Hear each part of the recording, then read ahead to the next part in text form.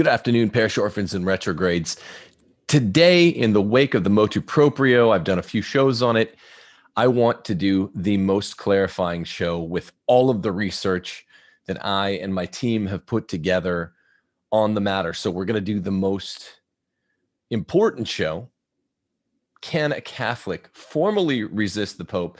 This question comes from actually a number of important questions surrounding the matter of Vatican I and the strong papal authority strongly claimed by Vatican I as it relates to the claims of the motu proprio, maybe even up to and including abrogating the Latin rite, the old TLM rite altogether. It's insinuated, it's very vague, but it's insinuated they might go much further than just undoing Summorum Pontificum. You guys now know some of the details, but not all. I want to start off by offering a brief word on this. Can a Catholic formally resist the Pope? And then I'm going to get to some more specifics in terms of the papal magisterium articulated at Vatican I. Listen, before I get going, parish orphans, retrogrades, I love you guys. I've told you for a long time, whether my audience is sort of Catholic, conservative, not quite a trad, or trads, or some rad trads in the audience. I've told you a long time, at the very least, even if you don't buy it yet. Remember, I've been saying this since the days of TNT. The liturgical wars that are undergoing in the church now they're more Vatican I than Vatican II. There's some Vatican II without a doubt because of Sacrosanctum Concilium, but they're more Vatican I than Vatican II. Remember, I told you so, even if you totally disagree with me, because I think it's going to be more and more clarified as we go through time, this fact that it's more Vatican I than Vatican II. Okay, now, full disclosure here, because I'm not a big subtweeter, this idea was put to me by a Taylor Marshall tweet. And my brother, Taylor, who, still is not responsive to friendly ideas of dialogue, even privately over the phone or text or whatever. I have to do it this way because I have a load of information that me and my team have researched and people need to hear it. There's an answer to this question. I'll let you supply it. Maybe I'll do it for you halfway through when you hear some of the research. Can a Catholic formally resist the Pope? First things first, I am not talking about Canon 212, either section 1 or section 2. Okay? Canon 212 is that famous canon that we trads are always citing. Let me read section 1 for you. Conscious of their own responsibility, the Christian faithful are bound to follow with Christian obedience those things which the sacred pastors, inasmuch as they represent Christ, declare as teachers of the faith or establish as rulers of the church. So we're bound to Vatican I kinds of propositions about the pontificate and really bimillennial propositions about the pontificate that come right out of Scripture. But section 2 is what we trads are always saying when it comes to problematic Francis pontifical question marks like Amoris Laetitia. Section 2, the Christian faithful are free to make known to the pastors of the church their needs, especially spiritual ones, and their desires. Section 3 goes on, according to the knowledge, competence, and prestige which they possess, they have the right and even at times the duty to manifest the sacred pastors their opinion on matters which pertain to the good of the church and to make their opinion known to the rest of the Christian faithful. So that's actually section 3. So I'm not talking about sections 2 and 3 of Canon 212 as I answer. Can we formally resist the Pope? The answer is going to be no. Very clear no, actually. And it's going to overwhelm you when you hear all the magisterial teachings that I've adduced for you today. This doesn't mean that Canon 212 sections 2 and 3 don't have meaning, don't have force. They do. I've done it a lot. I was publishing articles against the teachings suggested by the soft Francis pontificate and plain pressers and things like that as early as 2014. So I was one of the first ones on Crisis Magazine, you can go find articles with me, what Pope Francis should or may be saying, and I'm critiquing him hardcore. I was one of the first ones to see it. So I'm all for Canon 212, sections 2 and 3. That's not what we mean by resist the Pope. What it means out of the mouths of those who say it most often, SSPX and SSPX adjacents. I have lots of friends in this camp. That's a real thing. I give them voice to speak on this show. Is something more like, can we ignore a pope? Can a pope, when he's not speaking ex cathedra, err? I'll get to that in a little bit. Here's the first 4 takeaways I want you to put in your back pocket from this show before I get to the detailed magisterial teachings and all that. Firstly, I want you to think, those of you who've seen it, of the HBO multi-part John Adams retelling of recent years, came out about 10 years ago. And the first episode, played by Paul Giamatti, John Adams, is very unpopular because in the run up to the Revolutionary War, this is about, I think, 6 years before the war itself, right around 1770, he defends some British soldiers who brutalized, I think, shot some colonists when the colonists were rioting. It was just very unpopular. And even though John Adams would eventually become revolutionary and had a fully revolutionary mien by 1776, he hadn't really undergone any ideological changes, because in 1770, all he was saying is the law has to be upheld. And so he's the lawyer defending these British soldiers, and he's getting tomatoes thrown at him and things like that in the streets. I want you to see the virtue, even assuming that 1776 is nigh. I don't mean in the church, so I don't even know what point of the analogy that would line up at. But just even assuming that 1776 is good and it's good John Adams was with it, he still obtained. He says the rule of law still obtains and I have to defend it. And there were people that were short-sighted that were mad at him, that were colonists. They were like, oh, you're on the side of the crown. No, he's just on the side of trying to find the truth, law and order. It was actually good that he defended the British soldiers. So that's kind of how I've felt in these days. Not even so much the whole Francis pontificate, because most of it I've just been the bellwether saying this guy's bad. He's a wicked pastor. He's our worst. And most Catholics, even the ones that are now taking a more extreme position on the revolutionary side than me, most Catholics were slower to see it than me. For one, my brother Taylor Marshall was far more blue-pilled until many, many years after. So I've kind of always been here. I've been up pretty early on Francis. But the fact of the matter is, he's the 266th pontiff of the Roman Catholic Church. And that stands for something. I'm going to tell you what. But I'm not defending him. I'm defending the office. And I'm saying the motu proprio is really bad. And it's got some ambiguities that are really bad. And the intent behind it, I think, is bad. That can all be true without threat to the office. I'm just saying we can't resist it. And the big question that comes to us, I'm gonna move into this with my take-home point number 2.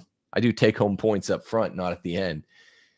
Regards whether or not that beautiful Tridentine Latin Mass that you love and I love, parish orphans and retrogrades, is abrogable. Can it be abrogated? It never was since 1969, the release of the new Mass. It hasn't been abrogated.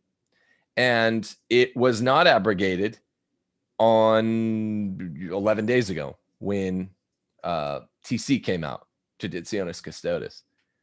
It's not still, but there are some clauses at the end that insinuate that Francis is going there. He's going to go there. He wants to get to the total abrogation of the new Mass.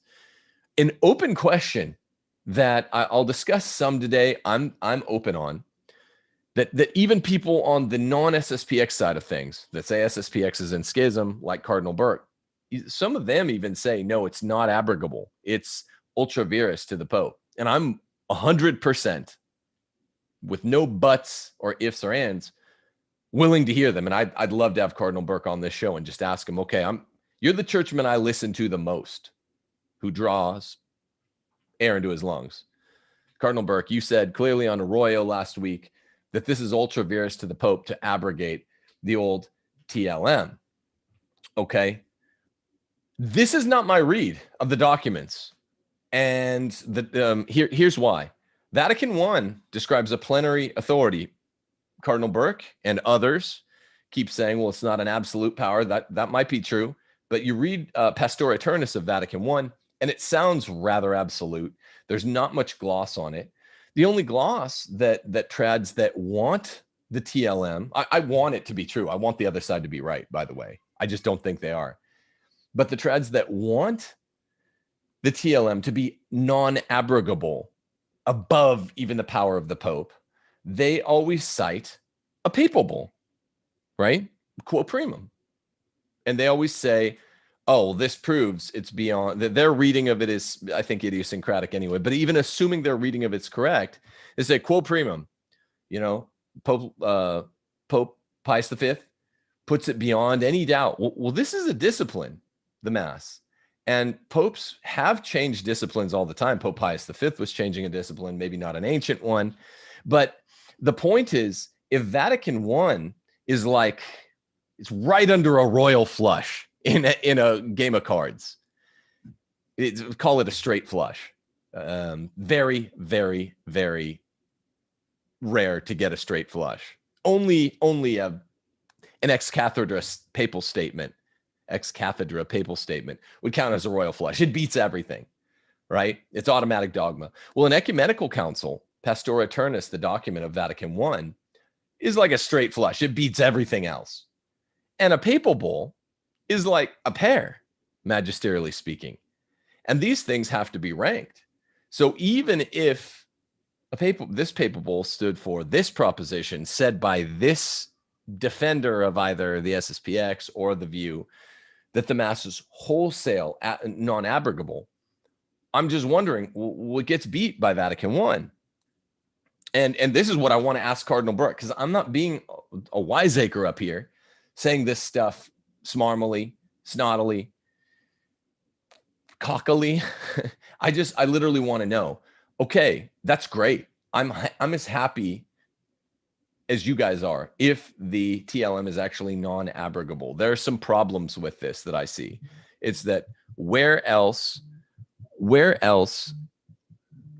we see that a matching countervailing statement in something like an ecumenical council, straight flush, or above an ex cathedra statement, a royal flush? There's none there. Okay. So so this brings me to point number 3. Well, before I go to point 3, remember, I would say this to Cardinal Burke, if he's listening or whatever, or anyone hears him, hears this, who can talk to him. Remember the case of Pope Victor, who was going to abrogate a liturgical custom that went all the way back directly to John, the beloved apostle. He's going to abrogate it. And then when he was being resisted, he was going to excommunicate all of the people that did not follow his dictum. And this is when St. Irenaeus wrote to him and he said, look, you have the power to abrogate whatever you want. No one's fighting you on this, even though this custom's ancient and goes all the way back to John the apostle. But just, is it wise to start excommunicating people who just love the custom? That's I think the problem with using a lot of the info on the phone is it's always going off. Sorry about that. The problem with this is that it shows very clearly in the case of Pope Victor that the Pope could abrogate old liturgical ancient norms and customs. Also, Pope Pius X, the SSPX's namesake, Saint Pope Pius X, he fully reformed the breviary. I mean, gutted it. These were really, really surprisingly drastic reforms. And that's a liturgical reform. And that's ancient. I think maybe more ancient than even the what we call the TLM. Okay, so that's just a non-negotiable, non-debatable point or set of points is, Pope Victor did it Pope Pius V was doing it as he articulated, quo primum, but maybe he wasn't. Maybe it was an organic change, not an inorganic change. I think I was wrong on that point from our little round table. I'm always happy to admit that. There is a meaningful distinction between organic and inorganic. My friend Joe was saying that. I was resisting the distinction. I think he's right. And Cardinal Burke repeated it too. That's when I realized I was wrong. So you got, and then Pope Pius X did these really deep liturgical reforms on the breviary. And then Pope Victor, one of the early popes, who said, no, even though this liturgical custom goes its calendar custom goes all the way back to John the Beloved, I can change it if I want. Okay.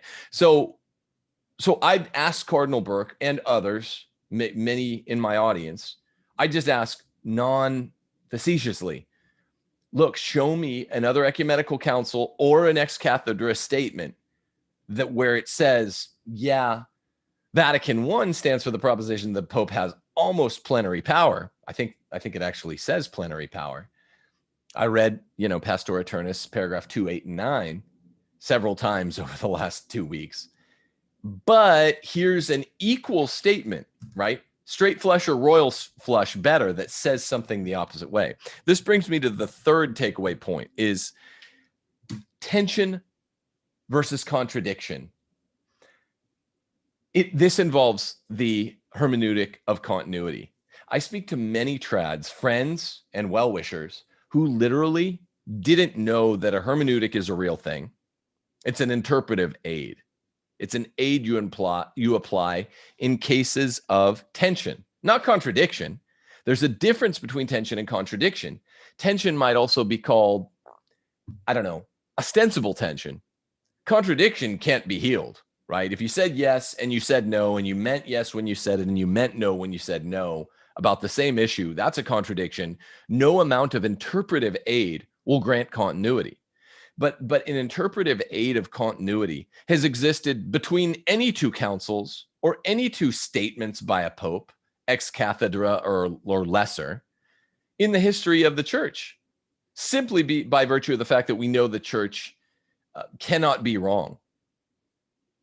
You understand? So this idea of that I want to talk about tension versus contradiction, when there's ostensible tension, we have it in the common law, in constitutional law, and in the juridical ecclesial law of the church. In 2,000 years or 1,000 years or 800 years from Magna Carta to now in the common law, there are going to be times where there's ostensible tension that needs to be massaged and cleared up, but it's not actual contradiction. Some of you guys get really dogmatic about this, and they're like, no, this is a hard contradiction.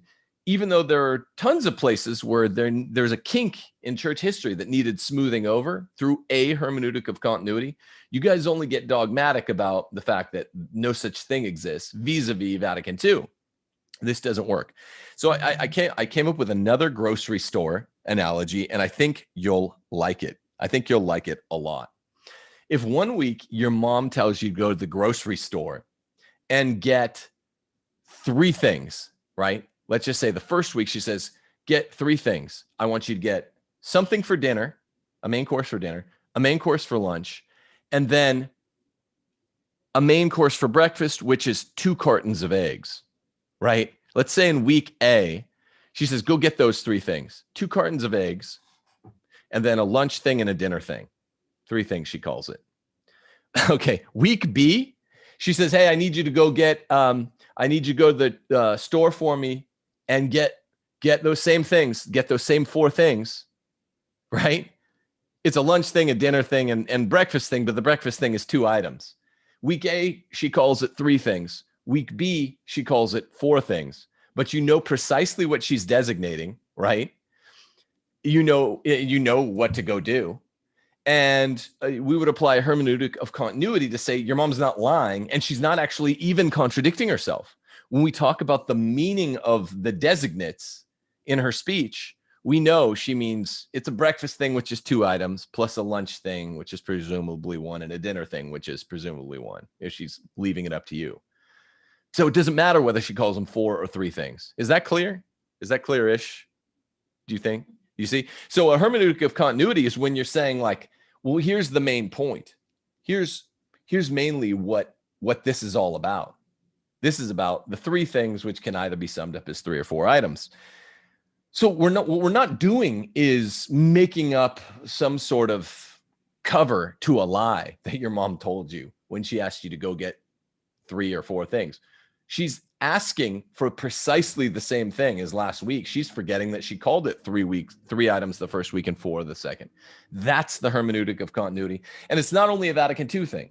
It's a thing that we need, that I agree, especially in view of the words of Cardinal Burke on whether or not the TLM can actually be abrogated wholly, which seems to be a future point of issue. We need to know, what is the hermeneutic of continuity between something like quo primum, which is just like a pair if we're dealing with poker. That's just a very low magisterial statement, but it still matters a little, the same way a pair matters, versus the ostensible tensions of Vatican I, which comes later, but it's a straight flush. It's the second best hand you can get. You've probably never been dealt one, even if you played many cards. Straight flush is very rare. Beaten only by a royal flush. Ex cathedra statement. So you see the point here? There needs to be a hermeneutic of continuity between whenever quo primum came out, 1560, let's call it, and Vatican I. Has nothing to do with Vatican II. Okay? That's what we need. That's what we need, is to be able to talk about the interpretive aid, not in cases of contradiction, nothing can be done, but interpretive aid in cases of ostensible tension, which come up all the time in law, and they come up all the time in church history. We can't have one party that's dragging its feet just on interpretive aids concerning and surrounding Vatican II. And that's what we need right now. We need a legitimate dialogue. Okay, so the fourth part, I just want you to remember, before I go into some of the specifics today, is that the Novus Ordo Missae, which none of us are fans of, it has 3 layers. It's an onion with 3 layers, okay? The first layer is Sacrosanctum Concilium, the kind of Platonic form of the new Mass that wasn't really abided well, okay? And that's what runs with Vatican II directly. I mean, it is a sacred constitution of Vatican II, Sacrosanctum Concilium. It's a broad description in sort of abstract Platonic form what the new Mass ought to look like. And by the way, this first layer of the onion is basically an organic development to the TLM. It basically would leave Latin as most of the Mass, the liturgical posture ad orientem, and chants, Gregorian chants, not hymns. I mean, those are like the big 3 things. So this first layer of the onion is darn near the kind of organic change that Joe, my friend who attends the SSPX chapels, Joe Boca, says he would allow. And he did allow, because it's one of the typical standard historical organic changes to the liturgy. The second layer is actually the Novus Ordo Missae, promulgated in late 1969, I think December, by Pope Paul VI, put together by Bunini. That's less good, but it's also less high magisterially. It's promulgated by a pope, so that gets sticky, and I don't want to get into that, but it's less high because it doesn't come directly out of the ecumenical council itself. Okay? So we're getting layers and degrees of separation from what we must love. Sacrosanctum Concilium, I just want to tell you, this is basically the TLM with a couple little aggiornamento updates. Sorry, we got the gardener here. But then the third layer of the onion is what we see at Novus Ordo masses on Sunday, which are awful, which are even worse, and even less canonically and juridically and magisterially vouchsafed than even the Missal of 69. You see what I mean? So the good news is what we're required to love and affirm, Sacrosanctum Concilium, is perfectly good, like Raymond Arroyo was saying the other night. Then it gets a bit worse when we go to the Missal itself, 69, and then it gets a lot worse when we go to the kinds of things which became ubiquitous and universal in the 70s, like communion in the hand and the altar girls and all that stuff. So we're less bound to the onion as we go to layers 2 and 3. What we're really bound to, that I'm beginning a new, I think, winning approach, if it's the long game for trads, is to implore Pope Francis and his predecessors, give us Sacrosanctum Concilium. It'll basically just be the TLM. Give us Sacrosanctum Concilium. That's fine. We had Missal of Paul VI for a while, but at some soon day, just give us Sacrosanctum Concilium. This is basically an organically developed TLM. It's something to think about, and it's a new kind of note to sing while not giving up, the harping. You understand? So some of this we've hashed out before. Others I don't think we do well to continue other of these points. I don't think we do well to continue harping on about, particularly reading some of the magisteria that I'm going to read now, whether or not, particularly around Vatican I, whether or not a Catholic can formally resist the Pope. Okay, well, we gotta be in line with some of this. So those are the 4 takeaways. I hope those help. I hope those help. Now I'm going to get a little more specific. This is very, very well, it's unfortunate. We have about an acre, so sorry, this is going to take a while. Yeah.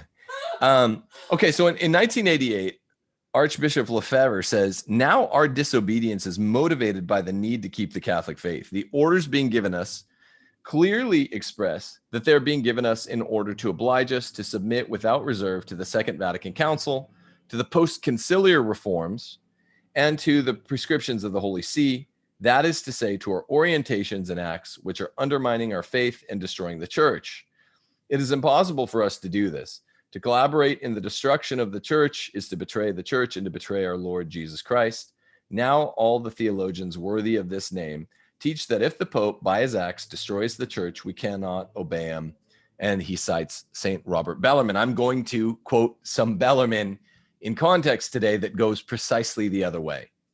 And another kind of takeaway could be number 5 is never suffice, even though I love Bellarmine, never suffice with just some saint who's a smarty pants if he's in contradiction of something that's magisterial, like a Vatican I document, Pastor Aeternus. It's the same deal. The saints, even the smartest doctors, were wrong, I guarantee you, if they're in tension or if they're in contradiction with magisterial documents. But we'll get back to Bellarmine in a second anyway. This statement from Lefebvre is used to justify the restriction of the formal resistance of the TLM. Formal resistance. Bishops should use all power in canon law to make up for the ambiguities of today. It's traditionis custodes. Tomorrow, who knows what it'll be. And to keep the Latin Mass. But we are addressing the situation of directly disobeying a clear, unambiguous suppression of the TLM in a diocese by a bishop. You understand the distinction? We have not had it abrogated yet. Would Francis do such a thing? Yeah, because he's a wicked pastor. But Jesus in the counts in Matthew chapter 23, Council of Trent, citing this, says, obey even the wicked pastors. So there's tension and even contradiction with what Lefebvre is saying here. Let's look at the nature of the Church's teaching office in regard to its disciplinary power. So this is something that I was disputing with my friend who attends the SSPX chapel, Joe, whether or not the liturgy, the Mass, is mostly, it's a few things sort of combined into one, but whether it's mostly a discipline or like doctrine or dogma, I was saying it's mostly discipline. This is the article on ecclesiastical discipline. It comes from 1909 and the Catholic Encyclopedia Online cites it, okay? The idea here, the subtext, is if the liturgy is mainly discipline, then it's like a general, the highest general in the army, saying by noon tomorrow, I want every single non-commissioned officer's hair shaved into a flat top. Right? This is universal jurisdiction or something like it. Or let's say this general said he wanted the haircut into the tonsure, and this is the Pope. Well, if you obey the Pope, this is a discipline. If it's a discipline, you have to do it. And discipline doesn't speak to truth. The charism of infallibility, right, which comes from ex cathedra papal statements, doesn't apply here. It doesn't attach because he's not making a statement about truth. He's just giving an order. In order for maybe a tacky haircut, like the flat top, I hope none of you wear this haircut. It's very tacky. But if your boss tells you to wear that haircut or the tonsure, which is equally tacky in a different way, then you have to do it. You can't hide behind, you can't say, well, I don't have to obey because you're not attaching infallibility ex cathedra. You're not even making that claim. No, the general is going to say, no, you have to do what I say. I'm just not making an ontological claim that's vouchsafed dogmatically to be inerrant. It's not wrong or right. It's just do it. That's what a discipline is. And that's why no pope can bind to a future pope. This is the problem with quo primum. This is what I would say to Cardinal Burke. I'd like to know what the answer is the other way. You all know, I will admit, if he comes up with, oh, here's this place in an earlier ecumenical council that says he can't do just anything, I'd love to see it, and I'll report on myself. But as of now, if it's just a discipline, the way this article is going to show that the liturgy is beautiful, but it's mainly a discipline, that can change any pope. And you can be forced upon you universal jurisdiction obedience simply because he's your boss. It's not true or false. Is a flat top true or false? I don't know. Nothing. Is the tonsure true or false? But the Pope could say every priest and religious has to wear it tomorrow. It has nothing to do with infallible dogmatic claims because that's not what this is. It's a discipline. The object of discipline is, according to this article, the following. Among the chief duties of a Christian, the worship of God must be assigned a place apart. The rules to be observed in this worship, especially public worship, constitute liturgical discipline. This cannot be said to depend absolutely upon the church, as it derives the essential part of the holy sacrifice and sacraments from Jesus Christ. Those are the parts of the Mass that can't be changed, that are not just disciplinary, but guess what? The Novus Ordo has them all. Even the wicked guys at Vatican II who are trying to hardwire in the bad stuff, they made darn sure to get the essential parts of the Mass into the Novus Ordo so that it would be valid, okay? However, for the greater part, liturgical discipline has been regulated by the church and includes the rites of the holy sacrifice, the administration of the sacraments and the sacramentals, and other ceremonies. I have to take a moment and just say this. Look, I'll always correct myself when I'm wrong, but sometimes just my hunches are pretty good. I was saying this to Joe. I'm like, I don't know if it's like 80-20 discipline, and then there are parts that are doctrine, the parts that aren't really under dispute. Something like this, but this is the way the article is talking about it. I never read this before in my life until we researched it. So I'm going to point out when I'm right. The liturgical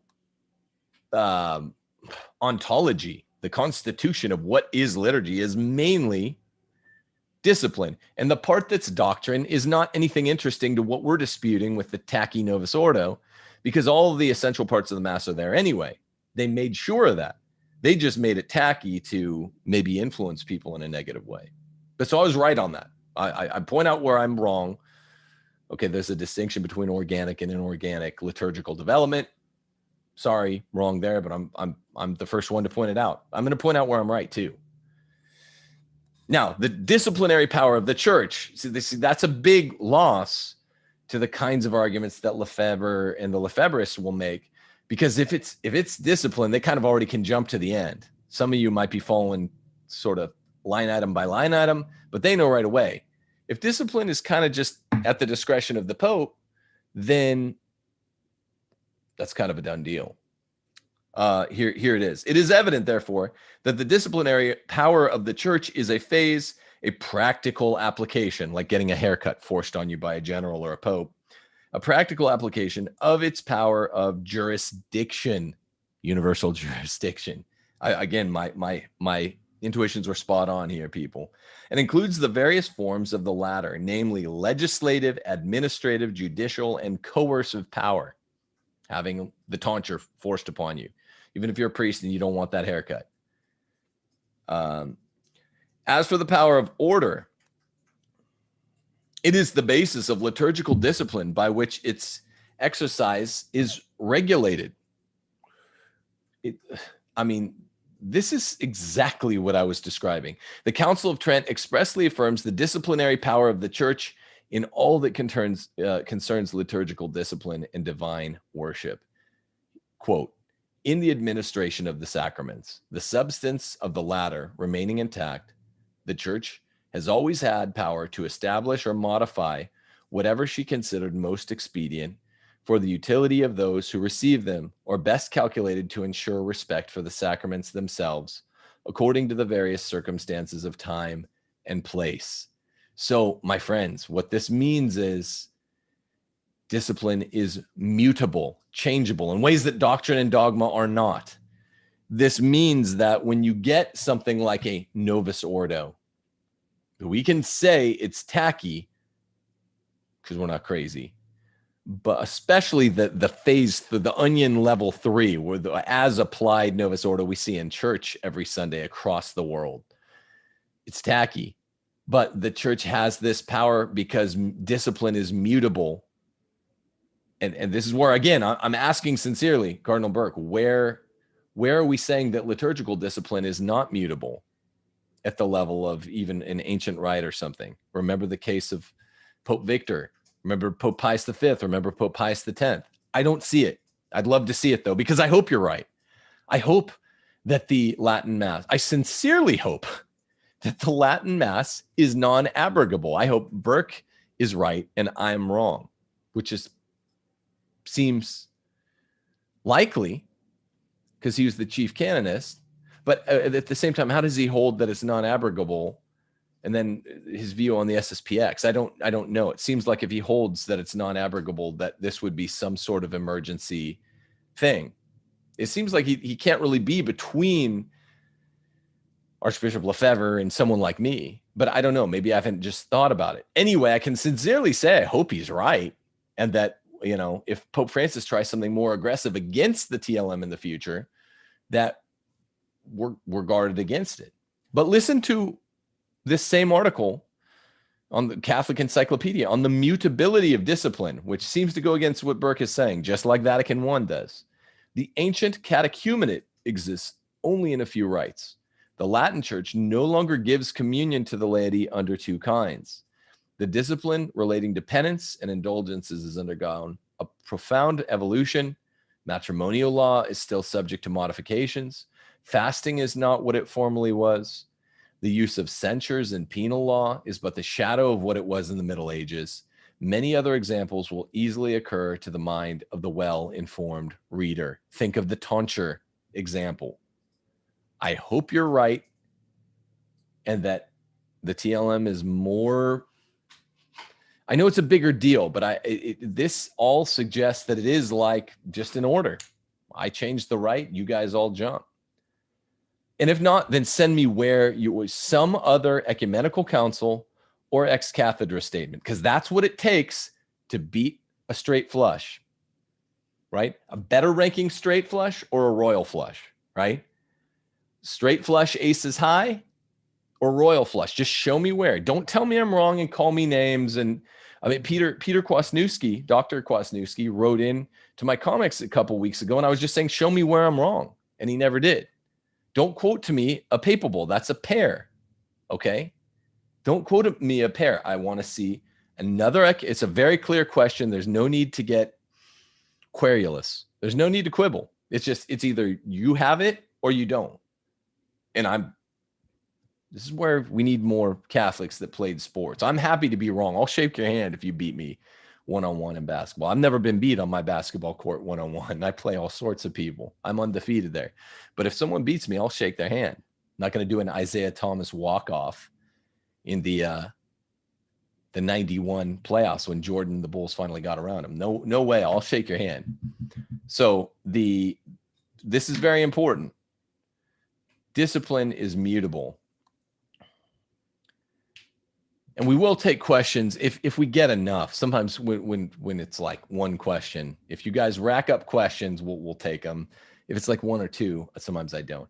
Okay, this is the important thing. Disciplinary infallibility. Now this I'm curious about. you need to be curious about. Here's a direct quote from the disciplinary infallibility of the church, correctly understood as an indirect consequence of her doctrinal infallibility. It follows that she cannot be rightly accused of introducing into her discipline anything opposed to the divine law. Now, this doesn't mean tacky, right? It can be precisely as we describe the Novus Ordo Mass, tacky, but we can't say that it's like against the doctrines of the faith. Tacky, you could say, because that's puffing, what's called puffing in defamation law. It's just your opinion. And it might even, we feel like it's objective when we talk about the tackiness of the Novus Ordo, but it's not, it can't be against the divine law. I'll continue. The most remarkable instance of this being the suppression of the chalice in the communion of the laity. This has often been violently attacked as contrary to the gospel. Concerning the Council of Constance in 1415, it declared the claim that it was sacrilegious or illicit to observe this custom or law, communion under one kind, must be regarded as erroneous, and those who obstinately affirm it must be cast aside as heretics. So you have heretics being cast aside for denying a disciplinary matter. The opinion generally admitted by theologians that the church is infallible in her approbation of religious orders must be interpreted in the same sense. It means that in her regulation of a manner of life destined to provide for the practice of the evangelical counsels, she cannot come into conflict with these counsels as received from Christ together with the rest of the gospel, revelation. Okay, so the Mass is mainly disciplinary. The parts of it that are theological doctrinal are the liturgical forms, which are definitely there. And yeah, we can resist only as so far as we can say, look, this isn't my preference. I don't prefer the quote unquote ordinary form. I prefer the extraordinary form. How come it's like everyone with half a brain prefers the extraordinary form? That's another question. The interrelation between aesthetics and objectivity. That's a big question. I'm not going to undertake that. But it definitely shows that we can be bound by discipline, even though discipline by its nature is mutable. It's still a kind of requisite. It's still a requirement of the church that we give will and intellect assent to discipline. It's in a different way, though. It's not true or false. It's we accept it or we don't. We accept the flat top haircut or we don't. And I mean, it shouldn't be that strange anyway at this point. It's really, really odd to have a bunch of people saying, I'm subject to universal jurisdiction in Rome, but I'm not going to obey this order of the general, even a horrible general. Pope Francis is a horrible general. I'm just trying to work that out. I've been trying to work that out. How does this work? You know, how is this not just Patriarch of Constantinople or Martin Luther to the papal bull saying, you don't excommunicate me, I excommunicate you. How is it not that? For a disciplinary matter to say, I'm not going to follow, just like the Orthodox or the Sedevacantists or whatever, I will not serve. Because it's tacky and because I love the Latin Mass, so we're not allowed to do that. That's what universal jurisdiction is. Okay, now regarding Archbishop Lefebvre's claim about Bellarmine giving wide berth to those who disobey for good reasons. Listen to this. As it is lawful to resist the Pope if he assaulted a man's person, so it is lawful to resist him if he assaulted souls or troubled the state, and much more if he strove to destroy the church. It is lawful, I say, to resist him by not doing what he commands and hindering the execution of his will. Still, it is not lawful to judge or punish or even depose him because he is nothing other than a superior. Okay, Cajetan and Torquemada on this matter are on point. Now, this is Lefebvre giving no mention of disobeying a papal proclamation through the magisterium. That's not like assaulting a man's person. It's not like it at all. Reverend Cicada notes that, quote, but in the famous quote Bellarmine addresses another quote, another case entirely. He has been asked about a pope who unjustly attacks someone, disturbs the public order, or tries to kill souls by his bad example. In his reply, he says, it is licit to resist him by not doing what he orders, because he can't make you try to kill someone in the first place. This is similar to Matthew 23. The scribes and the Pharisees sit on Moses' seat. So practice and observe whichever they tell you, but not what they do. Do as they say, not as they do. For they preach, but do not practice. So that's Bellarmine, and it's not on point the way that Lefebvre is attempting to apply it to the liturgical stuff. And again, don't get mad at me. If there's some technical error, just point it out. But again, we're going to need some sort of other ecumenical council or an ex cathedra statement on point saying the Pope's power is limited such that he can't abrogate a liturgical practice in the way that quo primum says. Well, quo primum's not enough by itself. Quo primum is a pair going against a straight flush. Here's Bellarmine on obedience to papal magisterial acts. See, we just determined that Bellarmine was only talking about a papal non-magisterial order, like go kill someone. No, you don't have to listen to him. Duh. Here's Bellarmine on papal magisterial acts. Quote, all Catholics agree in two other points, not, however, with heretics, but solely with each other. Heretics won't agree. First, that the Pope with general counsel cannot err, either in framing decrees of faith or general precepts of morality. Secondly, that the Pope, when determining anything in a doubtful manner, whether by himself or with his own particular counsel, whether it is possible for him to err or not, is to be obeyed by all the faithful. Boom, there it is. And again, it's Bellarmine, but this is what I was saying.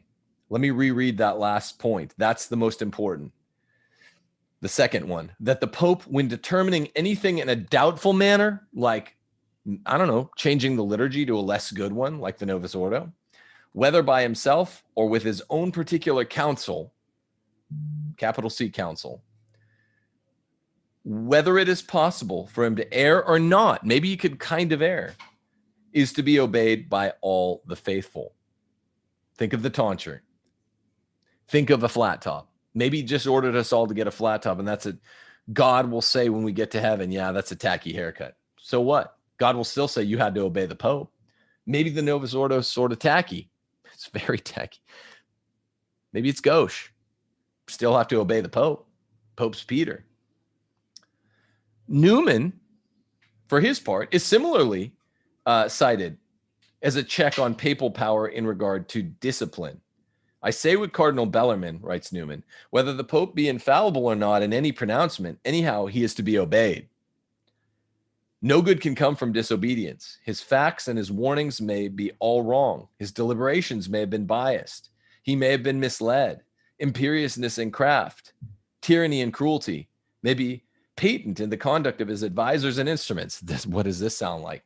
Pope Paul VI, et al. But when he speaks formally and authoritatively, he speaks as our Lord would have him speak. And all those imperfections and sins of individuals are overruled for that result which our Lord intends, just as the action of the wicked and of enemies to the church are overruled. And therefore, the Pope's word stands, and a blessing goes with obedience to it, and no blessing with disobedience. Once again, if you have tomatoes in your hand and you're ready to throw them at me, I guess Paul Giamatti, it's not a flattering comparison, don't hurl them at me. I'm just saying, I wish you were right. I wish we could just disobey. That would be cool. I have a disobedient spirit by nature. I like less rules rather than more. I kind of do what I want to do. I kind of live how I want to live, aside from the rules of the church. I'm just saying the teachings are pretty clear. I did the deep dive into this. No one else that I've seen has. People are trotting out all kinds of tropes that are hackneyed.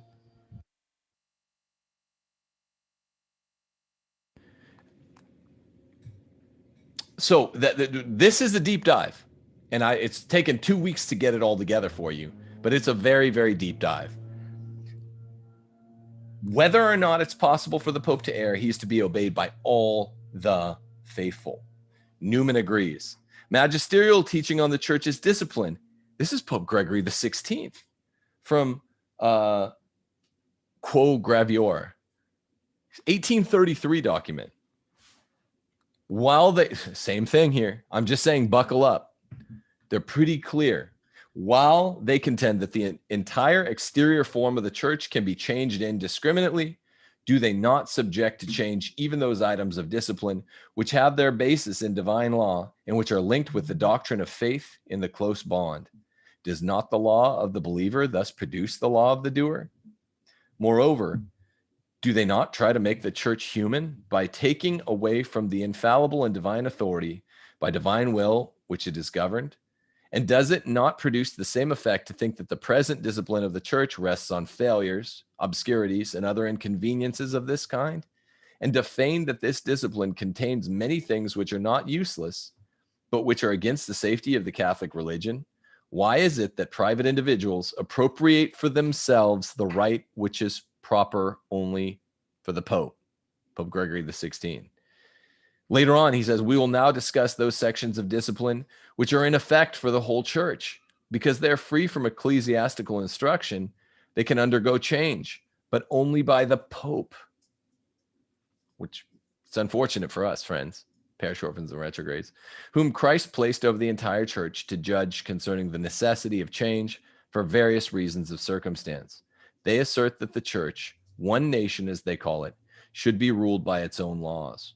From here, they continue so as to grant free authority to revoke or abrogate the laws of the whole church to each individual pastor, if the expediency of this diocese demands it. What then? Since they do not perceive any advantage among you, they try to free those same priests from the submission due to the bishops. They are not afraid to concede to the priests the right of administering the diocese. It is quite clear that these men, acting against the truth of faith, have overthrown the ecclesiastical hierarchy, which was established by the divine will and defined by the fathers of the Council of Trent. They claim that the church, by ordering annual confession, allowing indulgences as an added condition of fulfilling confession, and permitting private Eucharist and daily works of piety, has weakened that salutary tradition and subtracted from its power and efficacy. The church is the pillar and foundation of truth, all of which truth is taught by the Holy Spirit. Should the church be able to order, yield to, or permit those things which tend toward the destruction of souls and the disgrace and detriment of the sacrament instituted by Christ? Okay, then in 1864, we have more Quanta Cura. Quanta Cura. It will back up the Catholic Encyclopedia's above claim, to fast forward, rewind 20 minutes to what I was saying, that the church cannot bind something that is evil in terms of discipline. It says, nor can we pass over in silence the audacity of those who, not enduring sound doctrine, contend that without sin and without any sacrifice of the Catholic profession, assent and obedience may be refused to those judgments and decrees to concern the church's general good and her rights and discipline. So only it does not touch the dogmata of faith and morals. Who does this sound like? Who does this sound like?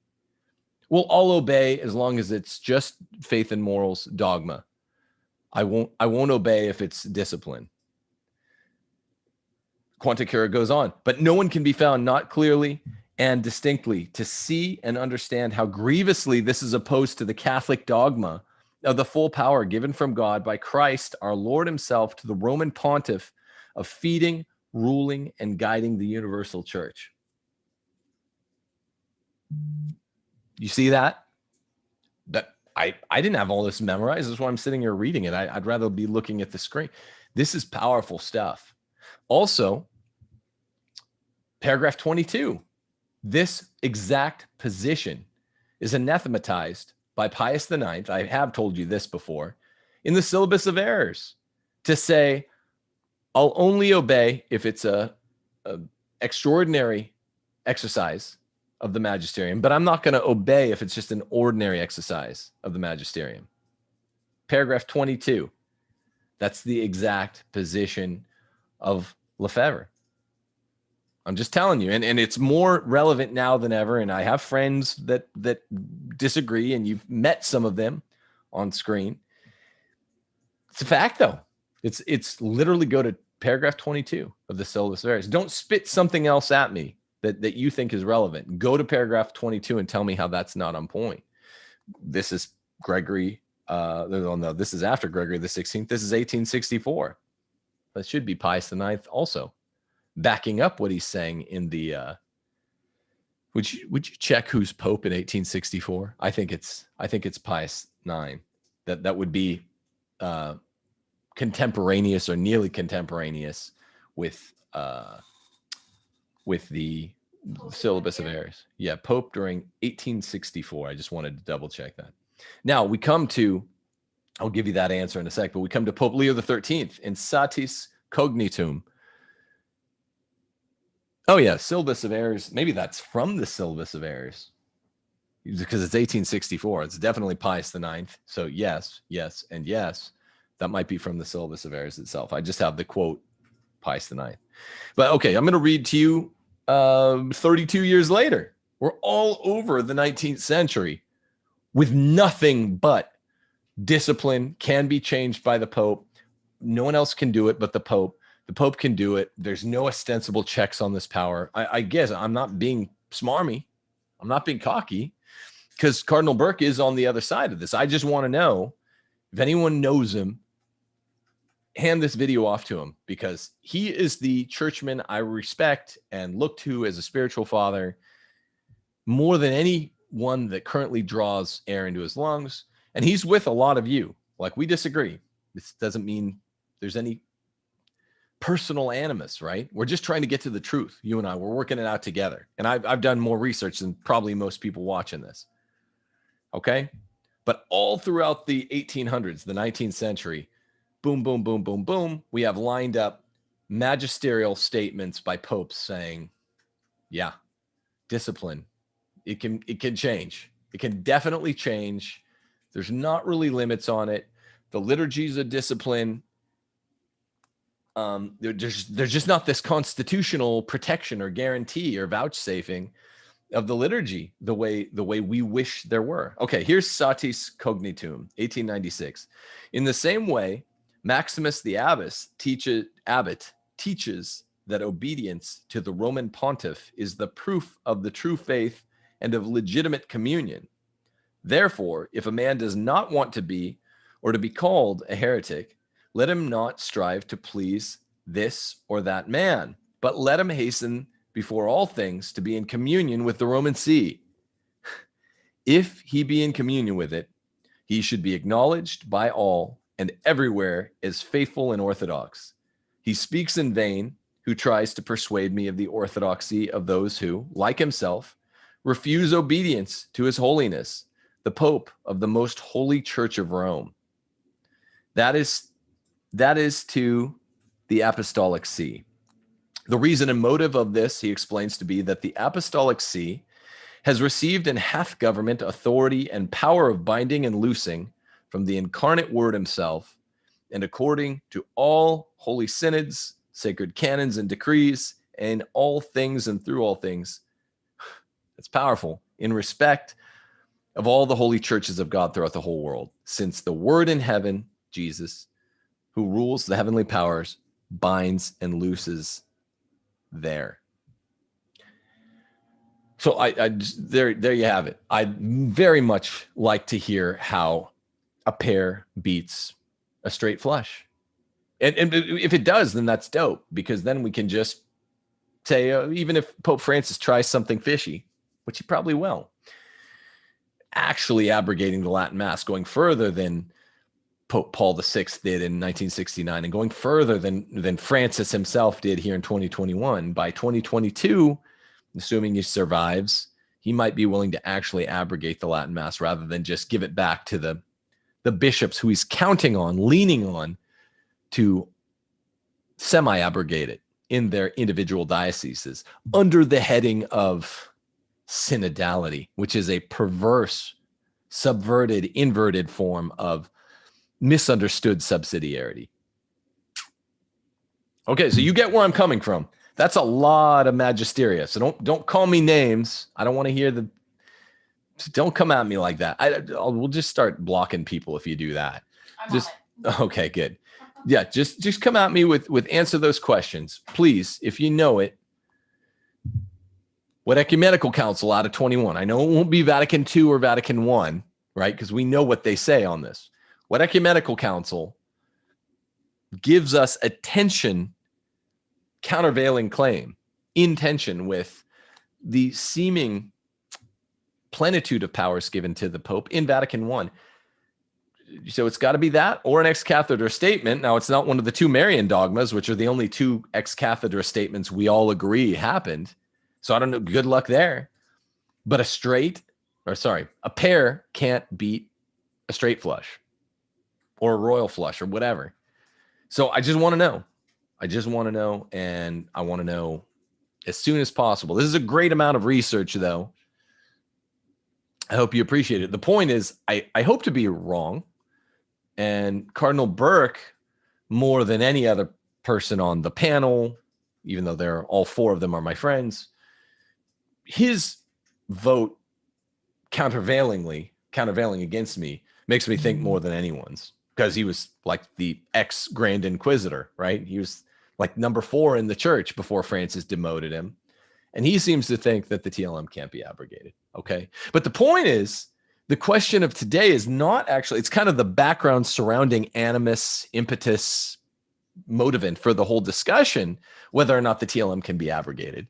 But really, the call of the question today, if you look at my show, was can, yes or no, the Pope be formally resisted in the Platonic sense to his face? I don't know. Eric Ibarra had a good article up on his website today that I think answered some of these questions. I think it raised a couple more, right? Because then if it's true at all level of papal magisteria, then what of Amoris Laetitia? What of the new death penalty stuff? Right. So it's answered a couple of these questions, but raised a couple more. So I don't really know. I'm not in the full-on ultramontane camp, right? Where anything he said from a papal press or whatever, does that count as teaching? Is now we have to take serious. I'm still not going to recycle Pope Francis. You can get glad in the same shoes you got mad in. I'm still not into recycling, man. Holy Father, I shouldn't say man. Anyway, I will take questions if there are questions, but sincere ones and or helpful ones. Helpful or sincerely adversarial. Do we have any of those? Yes. Somebody was asking, what do you think if Pope Francis is at the end? What do you think the next thing on the chopping block will be? Well, I think there will be a quickening of finishing the Sankt Gallen agenda, which I'm always pointing you guys to. Cardinal Walter Brandmuller, who said, well, it would be women deacons toward a women priesthood, priestly celibacy, and enhanced, more codified, more normalized intercommunion with Lutherans. That, together with Amoris Laetitia, already, boom, check that off. That's done. Communion for the divorced and civilly remarried. That was the first item. Remember Cardinal Walter Brandmuller, Burke's sole confrere of the dubia, who survives. He gave us that little checklist back in 2014. Now, he didn't call it out, but it doesn't surprise me that undoing Summorum Pontificum was also on the checklist, because the Sankt Gallen Mafia, remember Julia Maloney's excellent book, is getting ready to come out in the fall, I believe. I don't think it's super early fall. I think it's late fall. I'll check on that for you. But oh my gosh, I learned so much in that book, and they really obviously hated Benedict precisely for his liturgical reform of the reform, his undoing of the reform. Somebody's asking, let's see here. Why do you say Pope Francis is evil? So many reasons. I mean, have you read the new Motu Proprio? The undoing of the Latin Mass, the giving to, it's just so long. The giving to adulterers of communion, the fact that he said that just for loving the Latin Mass, we young people, or I don't know if I count anymore at 40, But you young people who love the Latin Mass, even you didn't distinguish SSPX from FSSP. You have psychological problems. You shouldn't reproduce like rabbits. It's irresponsible. He says abortion is an overrated issue. He just on Sunday, he denied that Jesus did the multiplication of the loaves and fishes. That was the second time he's done that. He's given 11 by my count interviews to a wicked old La Repubblica atheist who runs that rag named Eugenio Scalfari. He said things like hell doesn't exist. He said Jesus was not divine while he was alive. I mean, now these are not teachings. These are things he said to an old atheist friend. Why is he such good friends with this old atheist? He, you know, the Sankt Gallen Mafia knew as early as 1996, when no one else knew of this bishop from Buenos Aires, that he was, quote, the only man for the job or something like that. Cardinal Martini, who is like the great reformer, Austin Ivory's great reformer. Before it was Francis, he was the Don Mega. And he said, look, I'm getting old. He also got Parkinson's like JP2 at around the same time. I learned in the Julia Maloney book. They both suffered from Parkinson's. And he said, look, there's going to have to be a new me. He was on Time Magazine's cover in the 90s. Will he be the guy? No, he won't. The only new me, Cardinal Martini, is this little known guy from Buenos Aires. You know him now as Pope Francis. Somebody is asking, Cardinal Burke explains pretty clearly, I think, that plenary power is not absolute power. This is why the TLM is not abrogable. And then Boss said, will you get a flat top if Burke is proven right? Yeah. Well, plenary means absolute power. So that's the problem. That, again, go back to my old distinction, right? Contradiction, nothing can help. But an interpretive aid, I'm not going to use the H word because half of you guys start having seizures if I use hermeneutic, which is a real thing before Vatican II. An interpretive aid can be applied to ostensible tension. I gave you my grocery list analogy. Breakfast, lunch, and dinner. Do we count the items we buy for those three things as 3 or 4 if we buy 2 egg cartons? It doesn't matter. The meaning's the same. We needed a hermeneutic of continuity. My little explanation just now was the hermeneutic of continuity. Right. The problem with severing absolute from plenary power is that plenary power means something very, very near to absolute power. And I'm not saying that he can't be right from there. Let me read you in law what plenary means. Look at this. Okay. So these are kinds of questions I get. It's a good question. I'm glad you asked it. But definition number 1 of plenary. You're not going to guess. You were severing it from absolute power, right? You said Cardinal Burke was. Definition number 1. I just looked it up on my phone. Unqualified absolute. So this is what I'm saying. That's not an explanation. The same person asks, Suarez says that a pope may be resisted, quote, if he destroys the church. Abrogating the TLM would destroy the church. Yeah, there's all these distinctions there. And Suarez isn't I love Suarez too. I love Suarez and Bellarmine, particularly when they affirm religious liberty, 200, 300 years before Dignitatis Humanae. But you wouldn't be quoting them there. The difference is private theologians like Burke or von Balthasar, they're not Vatican I. I like Suarez too. And he's not. He's not von Balthasar. He's usually saying something that's in the ballpark, but Vatican I says otherwise, and Vatican I stamped. It's vouchsafed. So you see what I'm saying? Vatican I says the Pope's power is, you said it, plenary or absolute. They mean the same thing, unqualified, absolute. When Cardinal Burke says, well, the Pope's power is plenary but not absolute, that's like saying this circle is circular, not that it has 360 degrees. They mean the same thing. This is why I'm seeking an interpretive aid, a hermeneutic of continuity, not because there's contradiction. Sometimes it's just ostensible and we find out it was mere tension rather than contradiction. These are deep issues, guys. And here's the thing. This is like a creedicor from me, TJ Gordon, to you. These are difficult issues. And sometimes I get the irony. because I'm dealing with it on the internet. Sometimes when we're dealing with them on the internet, people get snotty and smarmy and facetious and know-it-all-y without cracking the books themselves. That's why me and my little research team here wanted to do it. It took about 2 weeks. My researcher for the show has been researching his little eyes out for this. And that's why I'm like, I kind of went into the round table with just a little research, did a show before the release of the Motu and a show after the release of the Motu with just a little research. But this is what we were gearing up for. It's a lot of research saying, okay, that's fine. Bellarmine, some of these, well, Bellarmine doesn't actually say what Lefebvre says he said. And I proved that to you here today, right? He actually says the opposite, unless the Pope's telling you to kill someone. Person says, so when Francis makes people place a Pachamama above the altar, saying it's just a symbol, that should fall under discipline, right?